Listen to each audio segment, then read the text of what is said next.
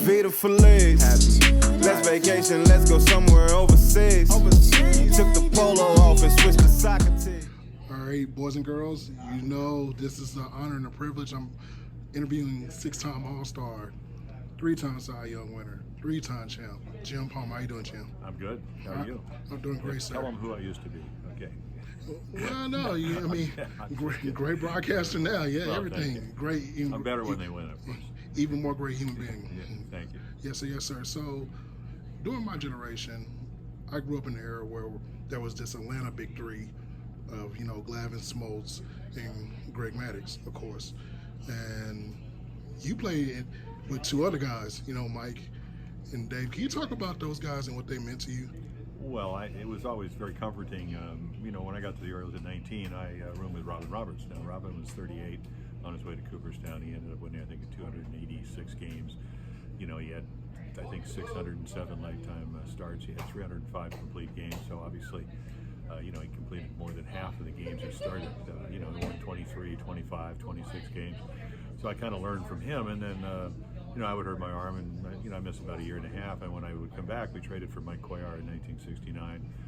He would win a Cy Young that year. He would win, I think, 23 games. Dave McNally won 20 games 4 straight years. I won 16 that year because I had hurt my back. And then in 70, and we had 3 20-game winners, Dave McNally and Mike Cuellar and myself. And 71, Pat Dobson came over from San Diego. We were able to win.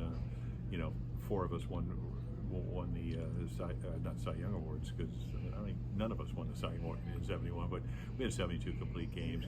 And during that period we won 109, 108, and 101 ball games. So it was a very good time. We had a lot of great position players. We had Frank Robinson in right, and Don Buford, one of the best leadoff guys. Paul Blair would go on to win 8 Gold Gloves in center, and Belanger and Davey Johnson and Boog Powell. We just we kind of had all-stars at pretty much every position. So it was a pretty good team to pitch for. And the comfort of pitching on a great staff is if you don't win on Monday, one of those other guys is going to win on Tuesday, Wednesday, or Thursday.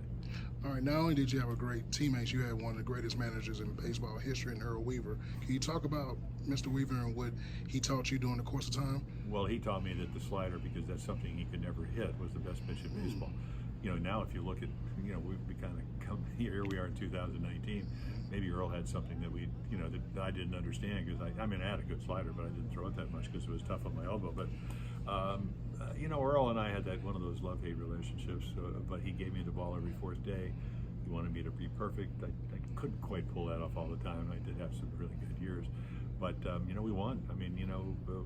Earl would tell us in spring training we had a good chance to win if we play as a team and we use our 40-man roster, and we usually did. And probably averaged. Well, he was with the Orioles something like 95 wins a year. So, it's nice to go to spring training, know you have a chance to get in the postseason. It didn't happen every year, but it certainly had often enough to, get him to the Hall of Fame. He was, he was one of the first guys that kept stats. He used to, on the road, they had to change the rules when we would start a game on the road. He would put Royal Stillman at right fielder at shortstop. He'd pinch hit really with a pinch hitter to lead the game off, and then put Belanger in for defense. They changed the rules of baseball where you actually have to assume a defensive place on the field. So, Earl was a little bit before his time. He was tough, but again, he was a winner, and I think that's why we all enjoyed playing for him.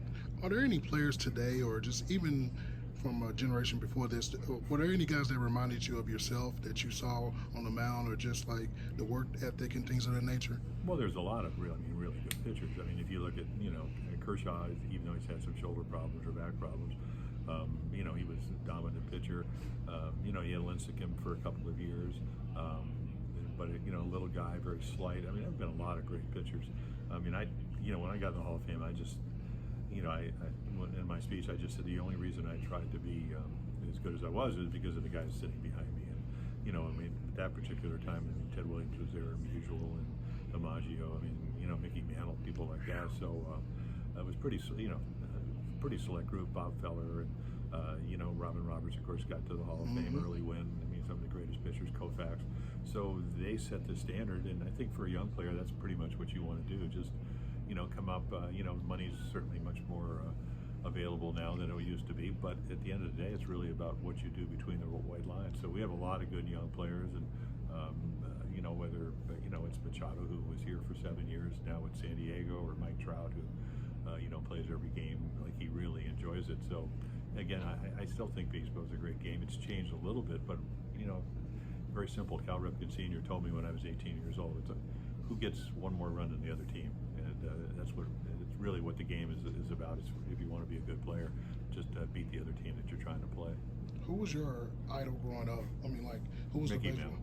You're from New York, Mickey right? So Mantle. Mickey Mantle. I grew up in New York, and I was a Yankee fan, and I used to run out and get the paper because they used to play doubleheaders every Sunday. So, my most traumatic year was 1954 when the Indians beat the Yankees for the pennant, and then lost 4 straight in the World Series. I figured the Yankees could have done better than that, but I always thought I wanted to be a Yankee. Never happened, but I did end up winning 30 games against him as the starting pitcher. So things worked out pretty well in Yankee Stadium. All right, last question. Who, you went against the Big Red Machine. You went against, like baseball, what I consider baseball guys in my time. Who would you consider the most feared hitter that you faced? Well, it would have been Roberto Clemente. Wow. I mean, I faced Aaron, but not on a regular basis when he was, and more when at the end of his career.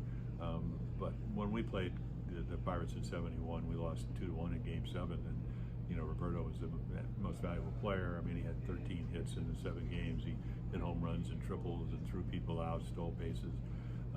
The scouting report is, you can go up and in, but don't ever go there again. Throw him a breaking ball, but don't ever do it twice. So he was a very tough out. He could hit the ball from over his head to his toes. And I still remember in the 71 All-Star game, where all the home runs that were hit in Detroit, he hit a curveball off of Mickey Lolich that hung a little bit into the upper deck over the 415 sign in right center field. And Reggie hit the transformer. I mean, I'll never forget that ball. I mean, there were, I think, 6 or 7 home runs, all by Hall of Famers, but just the way Clemente kept his bat back, got out on his front foot because he was fooled a little bit, and then hit it over 430 feet to the opposite field. It's pretty impressive. All right, appreciate you.